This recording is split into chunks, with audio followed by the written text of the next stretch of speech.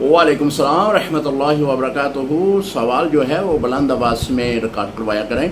आपने सवाल किया कि क्या किसी ने उम्मुल हातिल मोमिनीन में से किसी को निकाह का पैगाम भेजा है हुज़ूर के वसाल के बाद?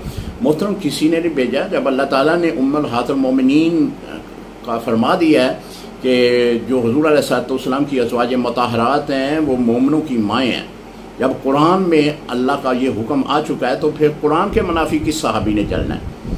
ये बदअकीदा बदबख्त इंसान जो है वो इस तरह की रवायतें मनगढ़ंत लोगों के दरमियान बयान करके लोगों को वर्गलाते हैं।